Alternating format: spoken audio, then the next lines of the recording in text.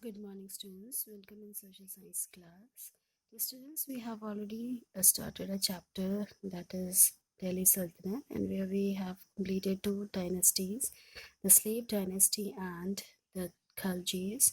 So, on our next dynasty is Tughlaq dynasty, which was started on 1322 1412 CE. So, a very long period of time the Tughlaqs control in India or ruled in India.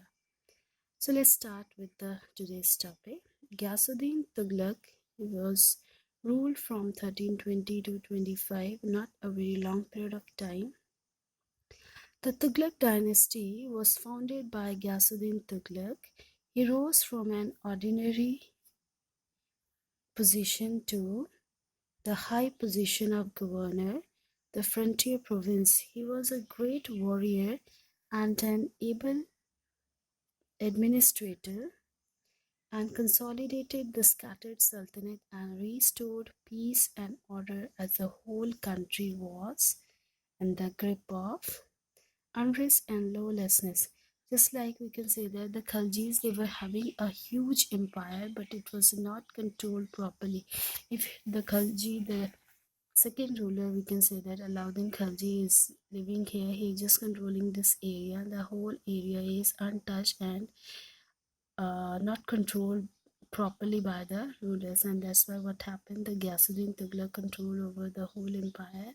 But he initial level he was a very weak and his position is not that much very good, but later on with his capabilities he maintained a huge empire in a consolidated form and ended the unrest and lawlessness which was prevailed in the empire. He was a very kind ruler, we can say that. To improve the condition of peasants, he even reduced some of the taxes imposed on them. He just removed all the taxes as well, which was imposed by the other leaders or other rulers, just like Alauddin Khalji.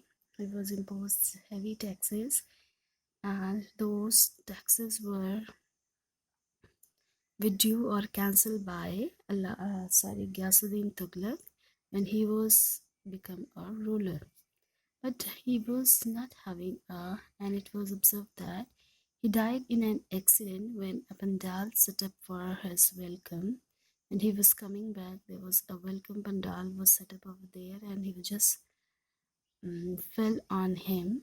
And it said that as a result of a conspiracy hatched by his son, he was not having a natural death. He was murdered by his son to get a throne or to become a sultan of the empire. Juna Khan for early occupation of the throne so that he can get easily his father's position. Now first we have the Muhammad Tughlaq, or in simple words we can say that Muhammad bin Tughlaq.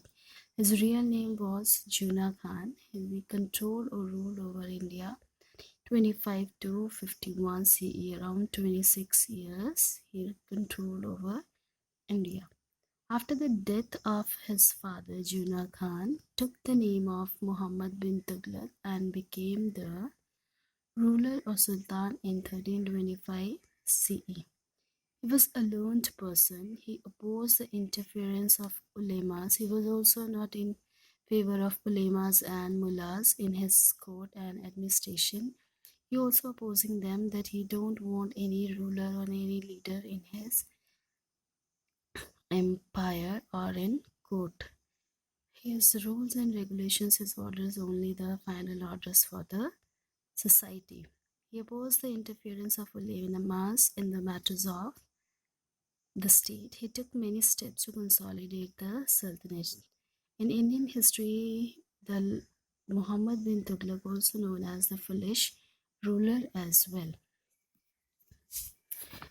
He transferred his capital from Delhi to Devgiri. Earlier the capital was Delhi, but he transferred to Devgiri, that is in Maharashtra, Delhi to Maharashtra, and to avoid fury of attacks of Mongols. He was scared from Mongols. They were the descendants of Genghis Khan, and after defeating the Turks, they came towards India, and to exercise better control on Deccan is also. Deccan area means in South India and in Central India.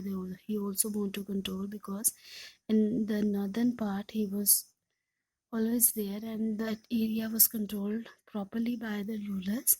And South India was not controlled properly. That's why I decided that I should switch to South. Sorry. But in the absence of transport facilities, that time they were not having any transport facilities. It caused many hardships in that period of time. Many people died on the way to Devgiri. His soldiers, they went barefoot towards Devgiri, and due to harsh conditions, many of the soldiers were died during their visit towards the Devgiri, or their travel, which was 950 kilometers away, and it's not a very easy task to cover the 950-kilometer distance by foot. On the other hand, his absence from the north encouraged frequent attacks. And what happened, when he just switched to Devgiri, the north area was without a ruler. No ruler were present there, and that advantage has been taken by the other Mongols, and frequent attacks was started by the Mongols over there. And after 5 years, what happened, he ordered to retreat. And after 5 years, he decided that I should go back along with my army, and which caused a greater hardship to the people again.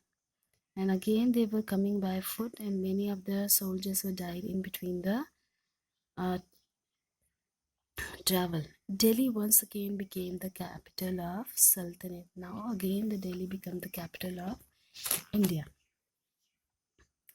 Now Muhammad Tughlaq wanted to increase his military power, because when he was going towards Devgiri and coming back from there, he was having a great loss of his soldiers and military power to conquer more and more territory. He wanted to increase his military power now, and he decided how to increase my military power.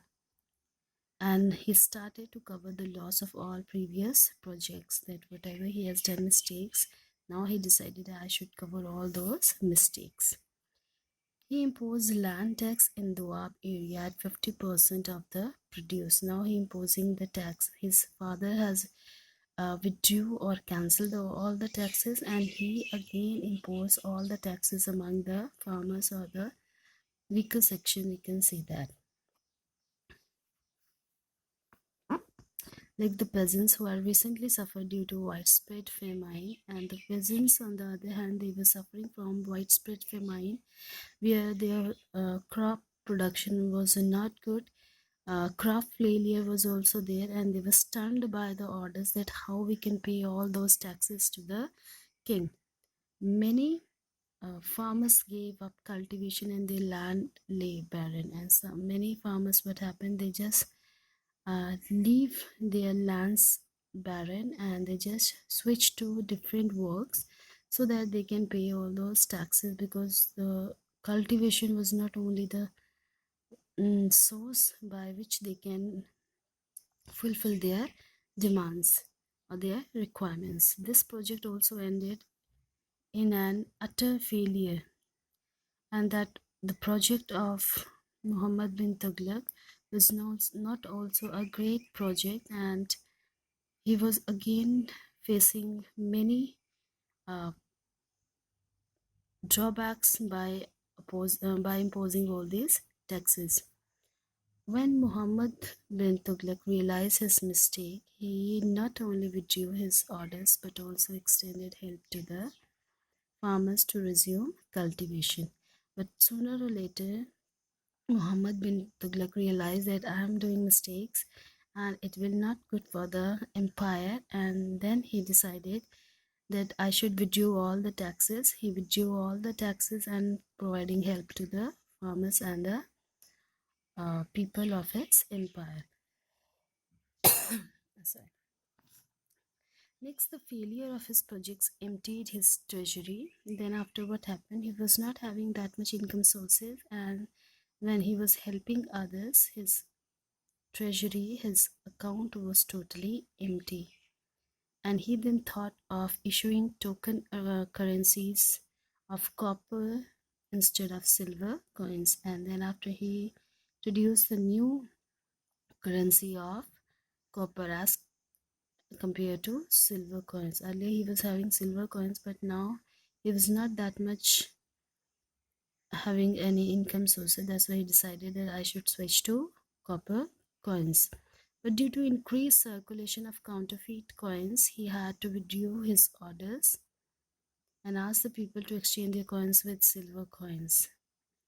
And then what happened? It was not having a great circulation of money in the society, and whatever coins they were having, and he decided to he asked the people that whatever money you have, you can exchange with those with the silver coins, otherwise it's very difficult to run the empire. This caused heavy loss to the royal treasury, and it was a great loss to the treasury as well. Muhammad bin Tughlaq was a mixture of opposites, a lot of oppositions he was faced by the other authorities and other rulers, and he was a great scholar but lacked common sense. He was not using his common sense, and that's why he faced many problems by the other rulers, as well as harsh and liberal. During his last days, he had to face many rebellions in different parts of his sultanate, because that time he was not that much competent and he was not having that much sources to defend himself, and that advantage being taken by the other rulers, which was creating a setback to the Muhammad bin Tughlaq. Now, what is token currency? Do you know? Is one in which the face value of a coin is much higher than its metallic value. Metallic value means whatever from which metal the coin is made, and face value how we are exchanging and the weight of that particular coin. For example, in case a 1 rupee silver coin we have, the value is also nearly equal to 1 rupee, but now if you compare the value of a rupee, it is much less than a rupee, so it is token money. All right. Next we have Firoz Tughlaq, that we will discuss in our next video, and Nasiruddin Tughlaq also. Thank you.